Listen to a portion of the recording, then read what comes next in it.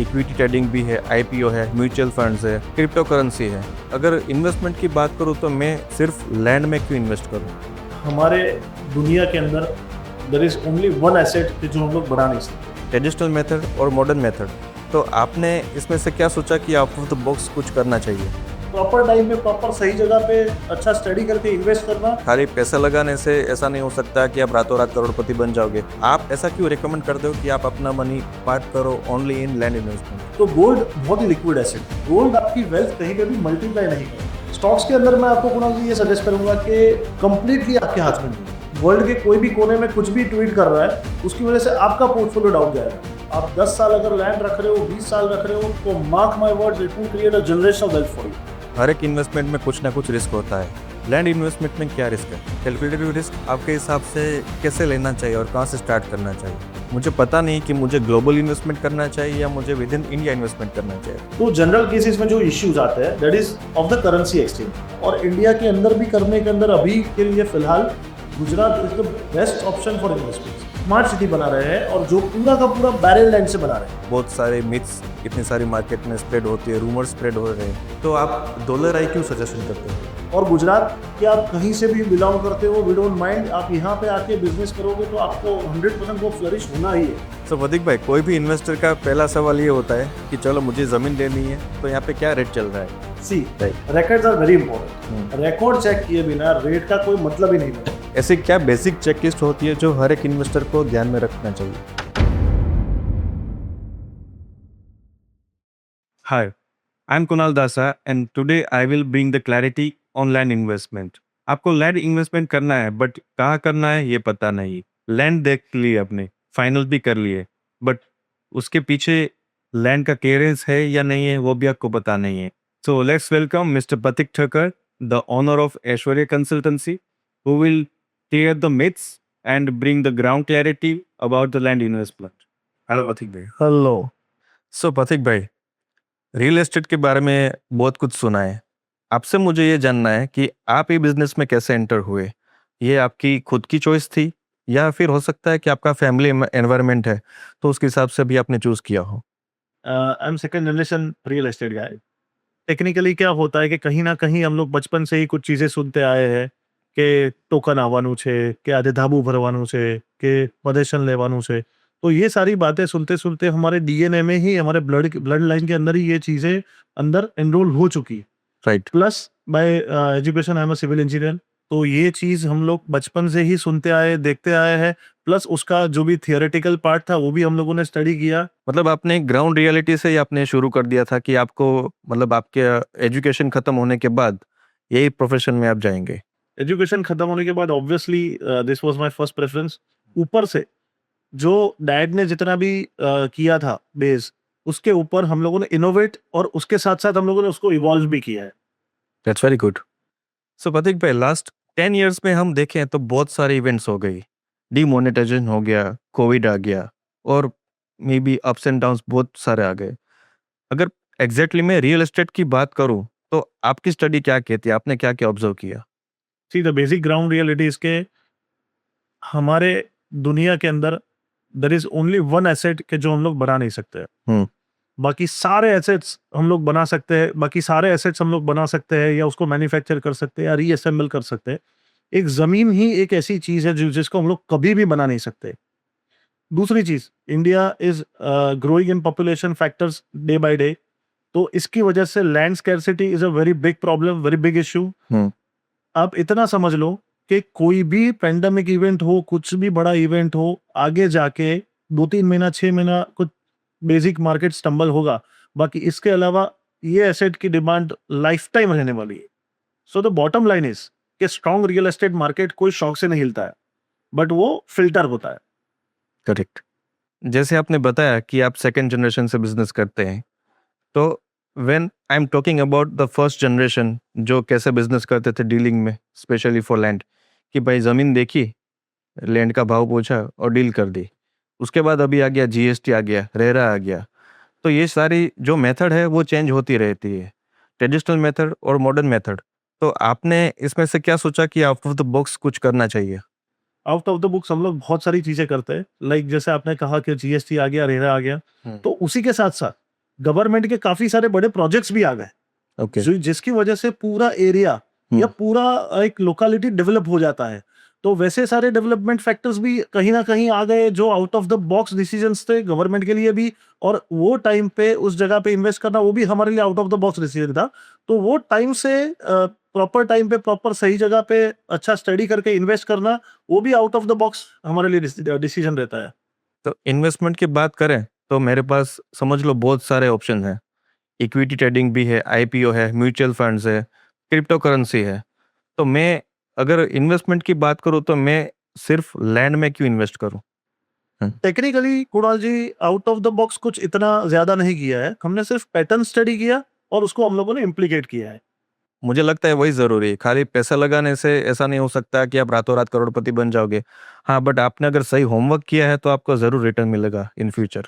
सो प्रतीक भाई, इन्वेस्टमेंट की बात करूँ तो एक आम इंसान जो जॉब कर रहा है और एक बिजनेसमैन है, दोनों को कहीं ना कहीं इन्वेस्टमेंट करना है। बट वो कन्फ्यूजन में है कि मुझे लैंड में इन्वेस्टमेंट करना है, गोल्ड में करना है, इक्विटी में करना है या क्रिप्टो करेंसी में करना है। तो आप ऐसा क्यों रिकमेंड कर दो कि आप अपना मनी पार्क करो ओनली इन लैंड इन्वेस्टमेंट? बहुत ही सही क्वेश्चन है आपका। जनरल सबका यही कंफ्यूजन रहता है, but you know like we will start with comparing each and every asset. For example आप गोल्ड की बात करो तो गोल्ड बहुत ही लिक्विड एसेट है। अगर मुझे आज कुछ तकलीफ पड़ी है या मुझे आज मैं कुछ प्रॉब्लम में हूँ तो मैं इंस्टेंट की पहली चीज क्या बेचूंगा? Gold. Obviously gold, just because के बहुत ज्यादा लिक्विड है। हाँ। तो इसकी वजह से जो मेरा प्रिजर्विंग फैक्टर था या जो मैं अगर मैं रख पाता तो उसकी इतनी वैल्यू बढ़ जाती, वो कहीं ना कहीं वो मिस हो जाती है। दूसरी चीज, गोल्ड आपको maximum it will protect you against the inflation market. जिस हिसाब से मार्केट इन्फ्लेट हो रहा है उसी हिसाब से गोल्ड इन्फ्लेट हो रहा है। तो गोल्ड आपकी वेल्थ कहीं पे भी मल्टीप्लाई नहीं करेगा। तो गोल्ड मेरे लिए बहुत ही मतलब आई वुड सजेस्ट कि मेरा 10%, 5%, 10% अमाउंट जो मुझे लिक्विड रखना है मैं वो गोल्ड के अंदर मेरे पार्क करूंगा। Then coming to stocks, stocks के अंदर मैं आपको कुणाल जी ये सजेस्ट करूंगा कि वो एक चीज ऐसी है कि जो कंप्लीटली आपके हाथ में नहीं है। अगर कोई भी बंदा वर्ल्ड के कोई भी कोने में कुछ भी ट्वीट कर रहा है उसकी वजह से आपका पोर्टफोलियो डाउन जाएगा। तो 100%। टेक्निकली ये स्टॉक्स ऐसी ऐसी चीज है जो टोटली किसी और पे डिपेंडेंट है, और पूरे वर्ल्ड के जितने भी ग्लोबल इवेंट्स हो रहे हैं या पूरी इकोनॉमी जो भी चल रही है वर्ल्ड की उसके अकॉर्डिंगली आपका मार्केट मूव कर रहा है। सो टेक्निकली मैं तो सजेस्ट नहीं करूंगा स्टॉक्स करने में। बाकी सारे एसेट्स भी ऐसे ही डिफरेंशिएट मैं कर सकता हूं, बट लैंड एक ऐसा एसेट है जो आपका डे बाय डे आपका अप्रिशिएशन 100% आपका निश्चित है। आप 10 साल अगर लैंड रख रहे हो, 20 साल रख रहे हो, तो mark my words it would create a generational wealth for you. Absolutely. So I think we can say कि दोनों के पर्क्स है, गोल्ड के और बाकी सारे इन्वेस्टमेंट के भी है, लैंड के भी है। लैंड में इन्वेस्टमेंट में आपको लॉन्ग टर्म में आपको ज़्यादा वेल्थ आप क्रिएट कर सकते हो। जैसे कि आज मैंने 1 CR इन्वेस्ट किया, आज से 5 साल बाद उसका हो सकता है कि 3 CR 4 CR हो सकता है, बट सेम गोल्ड में पॉसिबल नहीं होगा। गोल्ड में बहुत ही मतलब आई वुड से कि 10 साल में एक बार उसका अच्छा जंप आता है। अगर आपने वो जंप ले लिया फिर 10 साल तक वो एसेट रखने का कोई टेक्निकली मतलब नहीं है। वरस लैंड एक ऐसी चीज है जो अगर आप अच्छे से रिसर्च करोगे, अच्छे से फाइंड आउट करोगे कि गवर्नमेंट कहाँ पे कुछ फोकस कर रही है, कुछ नए प्रोजेक्ट्स आ रहे हैं, कोई नया डेवलपर वहां पे कुछ बड़ा चेंजेस कर रहा है, तो ये सारे टेक्निकल फैक्टर्स की वजह से आपका जो ये बड़ा जंप है वो आप हर 2 साल पे भी देख सकते हो। तो मतलब आपका फैंसी मार्केटिंग पैटर्न अप्रोच नहीं था। हाँ, बट आपने रिसर्च पेपर वर्क अच्छा किया है, जिसकी वजह से हर एक इन्वेस्टर को कॉन्फिडेंस आएगा कि हाँ, मुझे इन्वेस्टमेंट करना है तो मैं लैंड में ही करूंगा। सो प्रतीक भाई, इन्वेस्टमेंट की बात करूं तो हर एक इन्वेस्टमेंट में कुछ ना कुछ रिस्क होता है। According to you, land investment में क्या रिस्क है? लैंड इन्वेस्टमेंट में रिस्क देखो, हर एक फैक्टर जैसे आप बोल रहे हो, हर एक फैक्टर्स हर एक एसेट्स में कुछ ना कुछ रिस्क आता ही है। When it comes to land तो 2-3 चीजें हैं जो आपको ध्यान रखनी है। फॉर एग्जांपल लीगल एस्पेक्ट्स है, कोई भी जमीन परचेस करने से पहले टाइटल क्लियरेंस, उसके ओनरशिप डॉक्यूमेंट्स, ये सारी चीजें उसकी वेरीफाई करनी पड़ती है।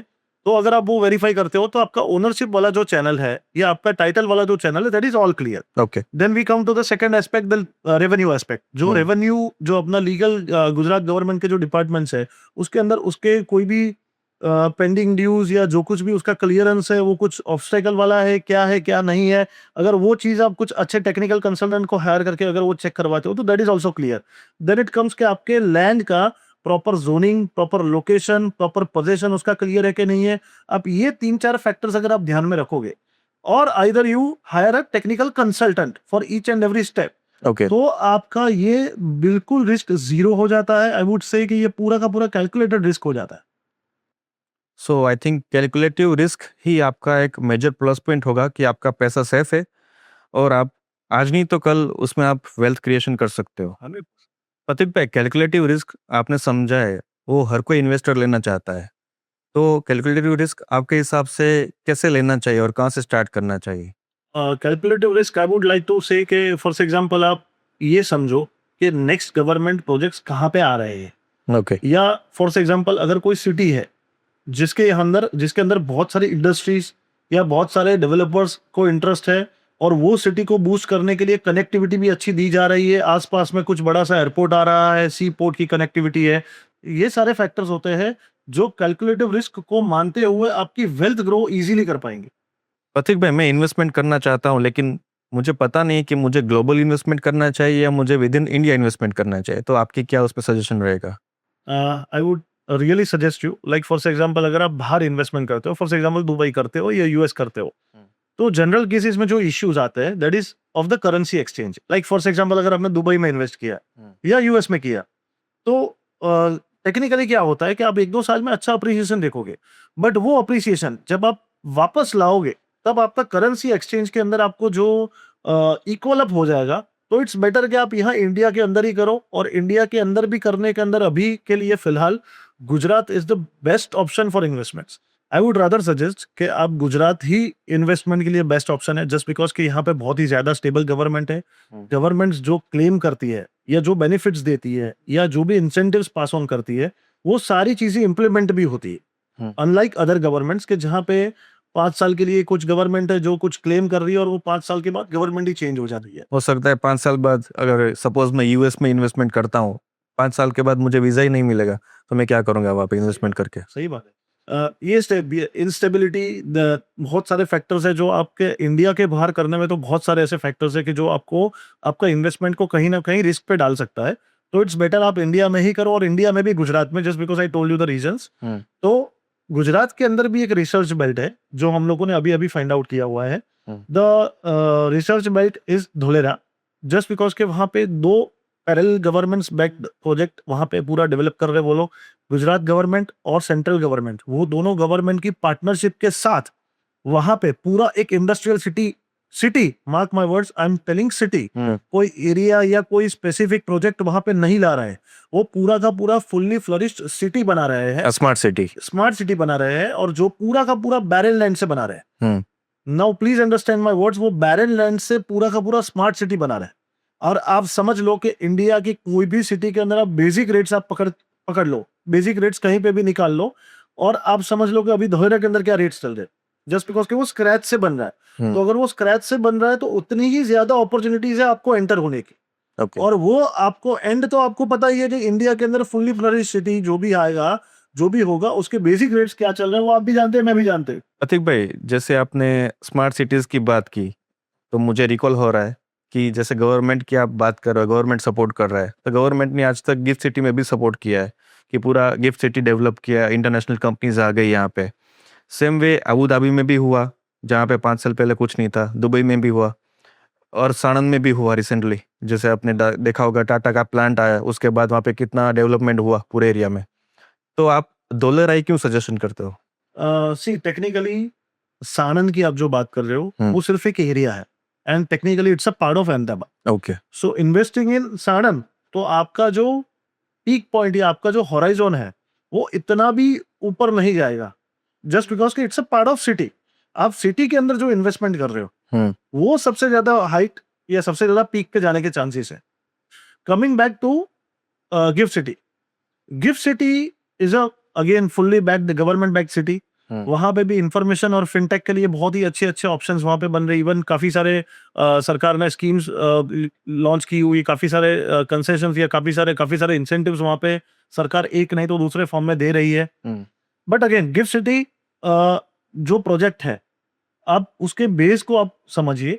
गिफ्ट सिटी के अंदर आपको स्पेसिफिकली फिनिश्ड प्रोडक्ट ही मिलेगा, गिफ्ट सिटी के अंदर आपको कहीं पे भी लैंड पार्सल नहीं मिलेगा। सो अगर जो जनरल में एक बेसिक कंसेप्ट है कि आपको जो मैक्सिमम आपको जो मल्टीप्लाई करना है, फॉर एग्जांपल आपके इन्वेस्टमेंट आपको मल्टीप्लाई करना है, तो वो आपका फिनिश प्रोडक्ट में नहीं होगा, वो आपका कहीं ना कहीं अनफिनिश प्रोडक्ट में ही होगा। आपको लैंड ही एक ऐसे एसेट है जस्ट बिकॉज कि वो फ्री फॉर्म में है। आप लैंड के ऊपर चाहे कॉमर्शियल स्कीम डाल दो, आप रेजिडेंशियल डाल लो, चाहे चाहे चाहे कॉलोनी बना दो, चाहे पेट्रोल पंप बना दो, चाहे इंडस्ट्री खड़ी कर दो, तो जो लैंड है वो लैंड जब तक लूज लैंड है तब तक आप उसको कोई भी यूज कर सकते हो, तो उसका जो वेल्थ ग्रो होगा that would be much higher than the finish product. और गिफ्ट सिटी के अंदर आपको कंपल्सरीली आपको फिनिश प्रोडक्ट ही मिलेगा। So technically gift city is a good option, but वो आपको कहीं ना कहीं मेंटल पीस देगा या एक स्टेबिलिटी देगा। बट आपका जो मल्टीप्लाई करना है, फॉर एग्जांपल आपका गोल यही है कि मुझे थोड़ा सा रिस्क देना है, हाँ once again calculated risk, yes मुझे वो कैलकुलेटेड रिस्क लेके मुझे अच्छी वेल्थ क्रिएट करनी है, तो आपको धोलेरा ही प्रेफर करना चाहिए। मतलब समझ लो कि मुझे अगर कोई ग्रीनफील्ड प्रोजेक्ट मेरा स्टार्ट करना है तो मेरे लिए धोलेरा बेस्ट रहेगा। 100%।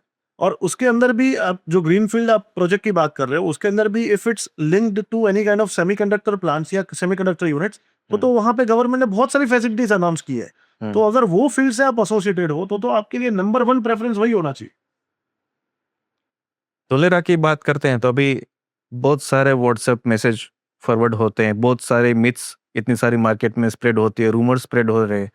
बट अगर डेवलपमेंट के साइड से देखा जाए तो आपको क्या लगता है धोलेरा आज से 10 साल के बाद क्या होगा करंट सिचुएशन को देख के? Dholera 100% it will be a fully flourished city.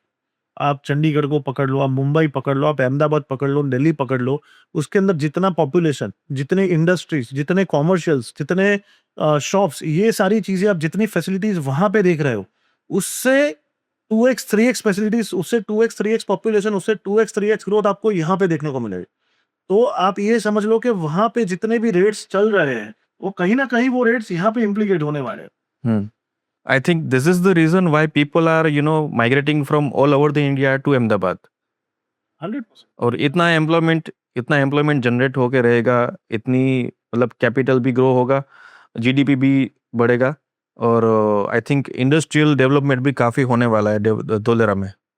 सी, मैं आपको जो आपने माइग्रेशन की बात कही, Ahmedabad is becoming next Mumbai. Right. India से काफी सारे लोग यहाँ पे माइग्रेट होके आ रहे हैं just for better scopes, just because के we provide them safety, security, business. उनको जो भी करना है वो यहाँ पे आके फ्रीली एग्जीक्यूट कर सकते हैं। हमारा ना कोई बैरियर है, ना लैंग्वेज बैरियर है, ना कोई लोकेशन बैरियर है।